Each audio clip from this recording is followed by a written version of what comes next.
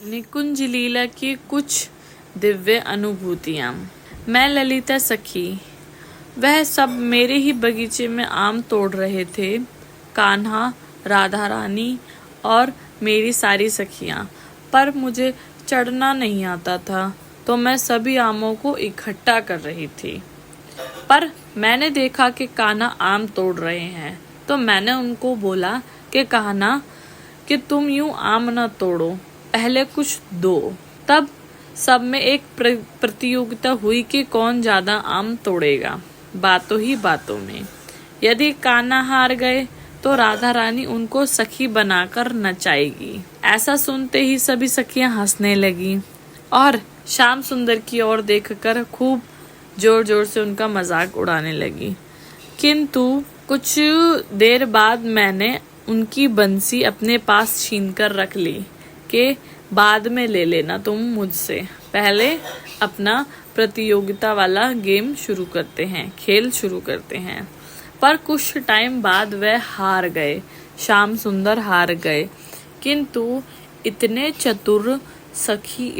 चतुर कि सखी ना बनना पड़े, सभी सखियों के सामने उनको नाचना ना पड़े, राधा रानी उनको श्रृंगार करेगी उनका और सबके सामने नचाएगी। ऐसा सोचकर वह सोचने लगे कि ऐसा कुछ युक्ति करूंगा कि मैं हार ना जाऊं, मतलब मुझे सखी ना बनना पड़े। तो वह तब जाकर निकुंज में, उसी जहाँ पे बगीचा था उसी में ही कहीं छुप गए। तब सखियां एकत्रित हुई, सारी सखियां एक जगह जमा हुई और श्याम सुंदर को खोजने लगी।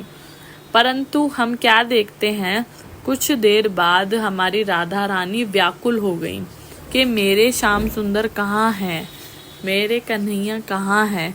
ऐसा वो जोर जोर से बोलने लगी और ढूंढने लगी इधर उधर के श्याम सुंदर कहाँ हैं।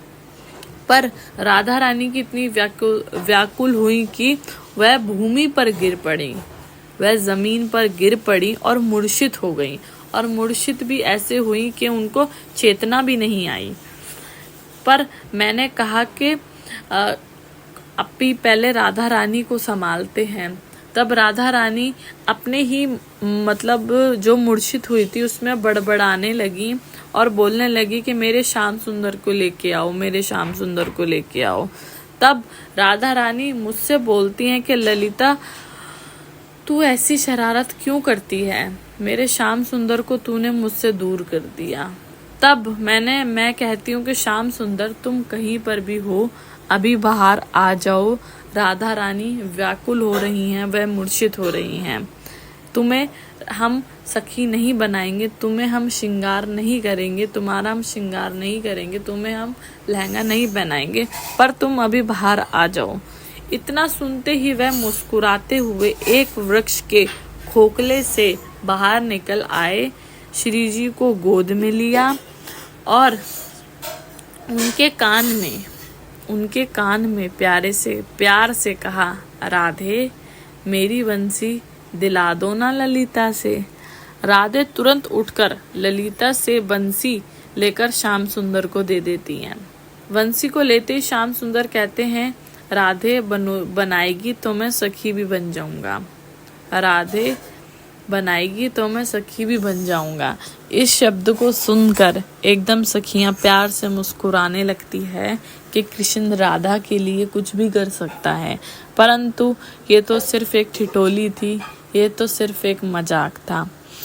मेरी राधे को मैंने बहुत रुलाया है, किंतु देखते ही मेरे को रो पड़ती हैं। जैसे ही मैं इधर उधर होता हूँ उनकी आंखों के सामने से, तो वो देखते ही देखते मुझे रो पड़ती हैं। तो अगर आपको ये कहानी अच्छी लगी हो तो प्लीज़ चैनल को सब्सक्राइब करना और ऐसे ही स्टोरी के लिए आप नीचे कमेंट्स कर सकते हैं। हम आपके सामने और प्यारी प्यारी राधा कृष्ण की स्टोरी लेकर आएंगे।